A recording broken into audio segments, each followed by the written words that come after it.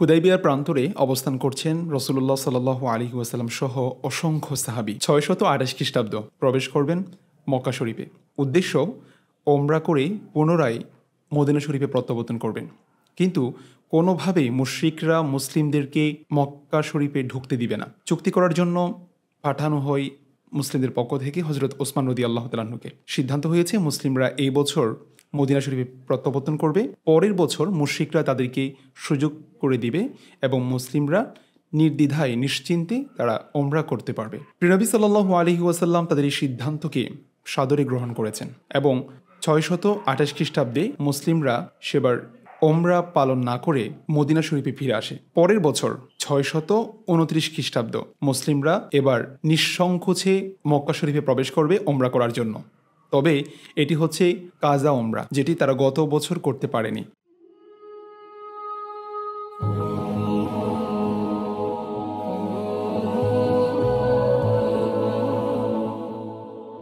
মুশরিকদের যে কোনো সমস্যাকে মোকাবেলা করার জন্য সাথে ছিল অস্ত্রশস্ত্রসহ মুসলিমরা যাত্রা করেছেন। যাত্রাপথে একটি গুরুত্বপূর্ণ স্থান হল জুলহুলাইফা, যেখানে প্রিয় নবী সাল্লাল্লাহু আলাইহি ওয়াসাল্লাম ইহরাম পরিধান করেছেন এবং সাহাবায়ে কেরাম ইহরাম পরিধান করে তাকবীর ধ্বনি দিতে দিতে লাব্বাইক তালবিয়া পাঠ করতে করতে মুসলিমরা মক্কা শরীফে প্রবেশ করে। এবং ইন্টারেস্টিং বিষয় হলো যে মুশরিকরা দুই কাতারে দাঁড়িয়ে যায় প্রিয় নবী সাল্লাল্লাহু আলাইহি ওয়াসাল্লামকে দেখার জন্য, এবং নবীজি সাল্লাল্লাহু আলাইহি ওয়াসাল্লাম যখন মক্কা শরীফে প্রবেশ করছে সেই সময় নবীজিও তালবিয়া পাঠ করতে করতে ভেতরে প্রবেশ করেন এবং নিঃসংকোচে মুসলিমরা প্রত্যেকে একত্র হয়ে তাওয়াফ করেন। রাসূলুল্লাহ সাল্লাল্লাহু আলাইহি ওয়াসাল্লাম সহ মুসলিমরা যখন মক্কা শরীফে প্রবেশ করে, মুশরিকরা বলাবলি করছে মুসলিমদেরকে মদিনার জ্বরে আক্রান্ত করেছে, তারা দুর্বল হয়ে গিয়েছে। এই কথাটি যখন নবীজি সাল্লাল্লাহু আলাইহি ওয়াসাল্লামের কর্ণ মোবারকে যখন পৌঁছল, নবীজি নির্দেশ দিয়েছেন সাহাবায়ে কেরামকে, যখন তোমরা তাওয়াফ করবে প্রথম ৩টি তাওয়াফে তোমরা রমল করবে,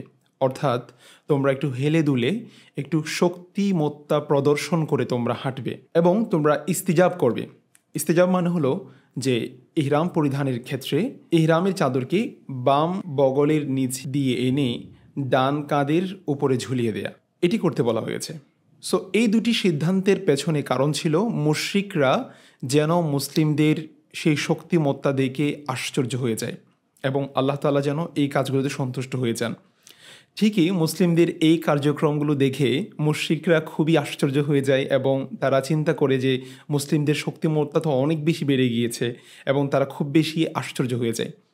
সো মুসলিমরা নির্ভয়ে ৩ দিন সেখানে অবস্থান করে। ৩ দিন পর মুশরিকরা খবর পাঠায় যে আপনাদের সময় শেষ, আপনাদেরকে ফিরে যেতে হবে। নবীজি সাল্লাল্লাহু আলাইহি ওয়াসাল্লাম সাহাবায়ে কেরামকে নিয়ে ফিরে আসছেন। এটি ছিল মুসলিমদের জন্য ৬২৮ খ্রিস্টাব্দে হুদায়বিয়ার প্রান্ত থেকে ফিরে আসা সেই ওমরা, যেটি ৬২৯ খ্রিস্টাব্দে সংঘটিত হয়েছে।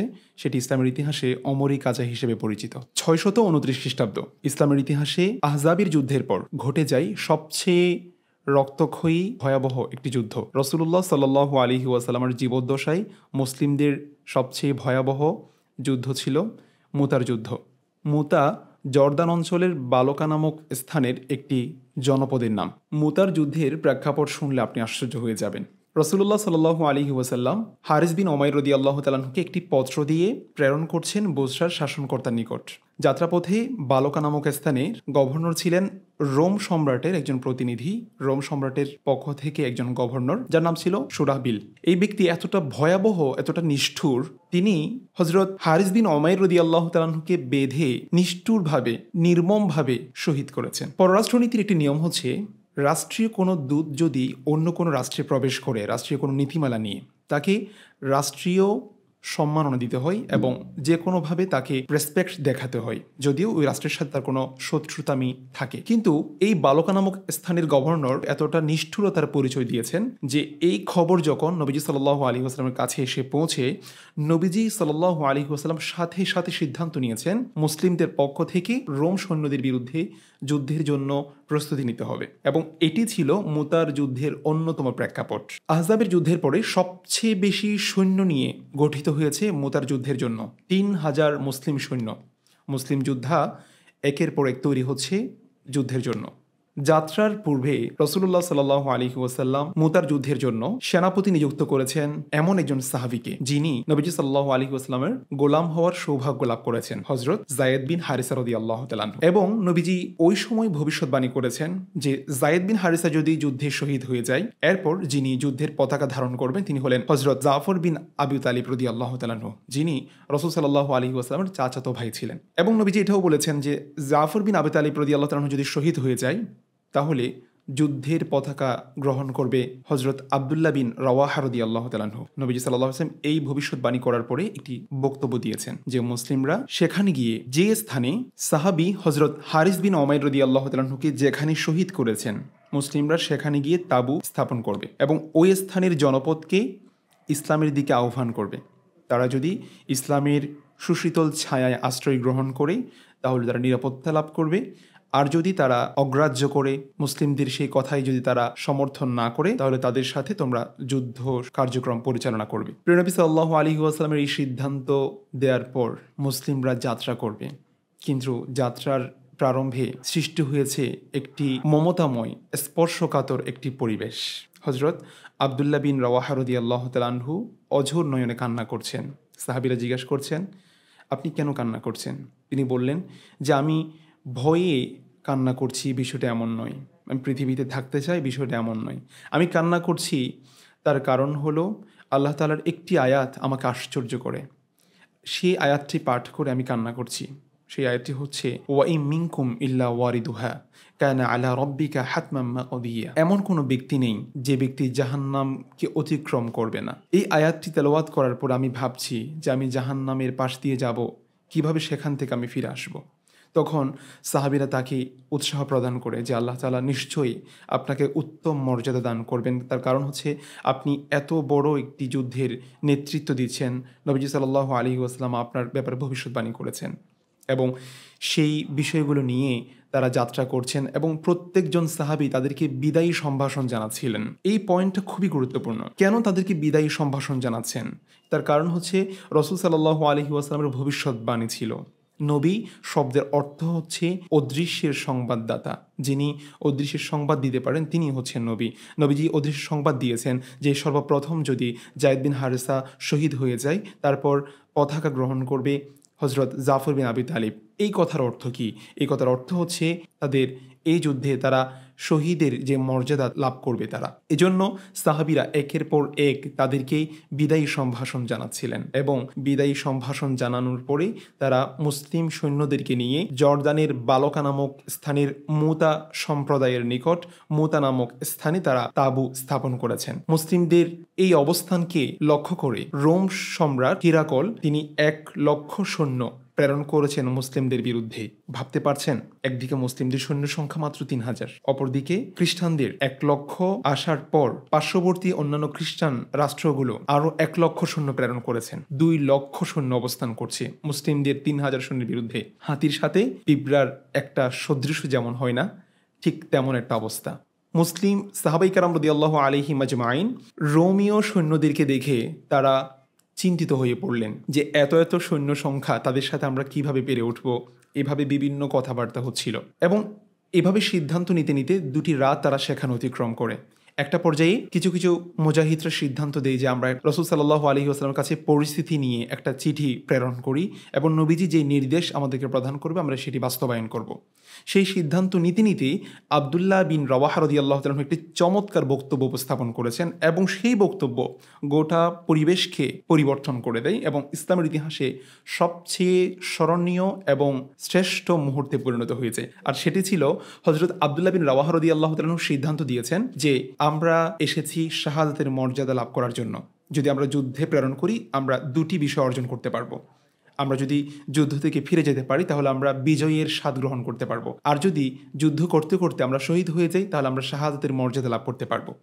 এই সিদ্ধান্ত নেওয়ার পরে প্রত্যেকে সেটির উপর অটল থাকে এবং যুদ্ধ শুরু হয়ে যায়। যুদ্ধের প্রারম্ভে যুদ্ধ করতে করতে একটা পর্যায়ে যুদ্ধের মুসলিমদের পক্ষে পতাকা ছিল হযরত যায়েদ বিন হারিসা রাদিয়াল্লাহু তাআলার হাতে এবং একটা পর্যায়ে তিনি শাহাদাতের অমীয় সুধা পান করেন। হযরত যায়েদ বিন হারেসা রাদিয়াল্লাহু তাআলা আনহুর পর পতাকা গ্রহণ করেছেন হযরত জাফর বিন আবি তালিব রাদিয়াল্লাহু তাআলা আনহু। এবং জাফর বিন আবি তালিব রাদিয়াল্লাহু তাআলা আনহুর এই দৃশ্য সবচেয়ে স্পর্শকাতর, যে একটা পর্যায়ে একজন রোমীয় সৈন্য হযরত জাফর বিন আবি তালিব রাদিয়াল্লাহু তাআলা আনহুর ডান হাত কর্তন করে দেয়। ঠিক সেই সময় তিনি ইসলামের যে পতাকা, তিনি হাত থেকে সেটিকে নিক্ষেপ করেননি, তিনি হাত থেকে সেটিকে ফেলে দেননি, বরং তিনি বাম হাতে সেটিকে গ্রহণ করেছেন এবং এরপর তার বাম হাতটাও কর্তন করে দেওয়া হয়। তিনি তখনও এই পতাকা ফেলে দেননি, তিনি সেই পতাকা তার কর্তৃত দুটি হাত দিয়ে বক্ষে ধারণ করেছেন।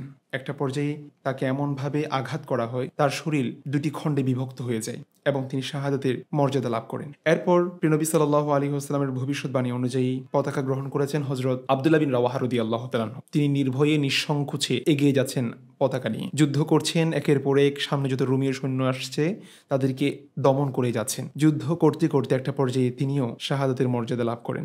এরপর সিদ্ধান্তহীনতায় ভুগছে মুসলিম সৈন্য যে কাকে সেনাপতি নিযুক্ত করা যায়। একটা পর্যায়ে মুসলিমদের পক্ষ থেকে সেনাপতি নিযুক্ত হয়েছে হযরত খালিদ বিন ওয়ালিদ রাদিয়াল্লাহু তাআলা আনহু। ইসলামের ইতিহাসে একটি স্বর্ণাক্ষরে লিখে রাখার মতো একটি নাম, যিনি এই দৃশ্যের পটভূমিকে পরিবর্তন করে দিয়েছেন। হযরত খালিদ বিন ওয়ালিদ রাদিয়াল্লাহু তাআলা আনহু প্রথম দিন যুদ্ধ করেছেন, পর্যবেক্ষণ করেছেন, পরিবেশ তিনি অবলোকন করেছেন। পরের দিন যুদ্ধের প্রারম্ভে তিনি যুদ্ধের সৈন্য সাজিয়েছেন ভিন্নভাবে। ডান পাশের সৈন্যদেরকে নিয়ে গেলেন বাম পাশে, বাম পাশের সৈন্যদেরকে নিয়ে গিয়েছেন পেছনে।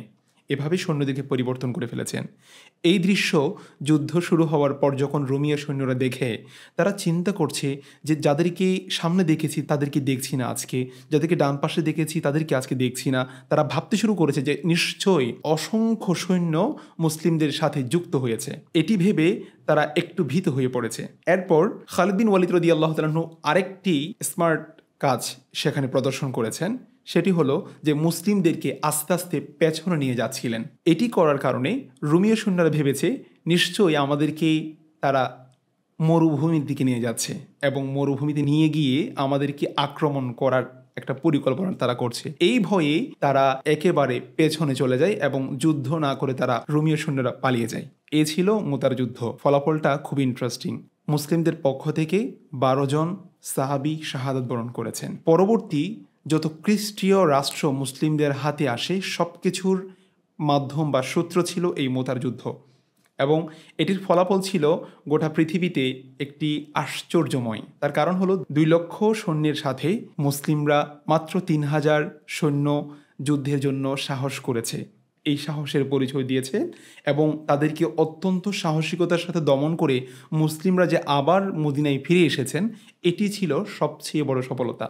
যারা ভেবেছেন যে 3000 মাত্র সৈন্য যাচ্ছেন, নিশ্চয়ই তারা আত্মহত্যা করতে যাচ্ছেন, এটি ভেবেছেন, তাদের চিন্তার পরিবর্তন হয়েছে। মুসলিম সাম্রাজ্য ছড়িয়ে পড়েছে গোটা পৃথিবীব্যাপী। এভাবে যুগ যুগ ধরে আমাদের পর্যন্ত ইসলামের অমীয় বাণী এসে পৌঁছেছে।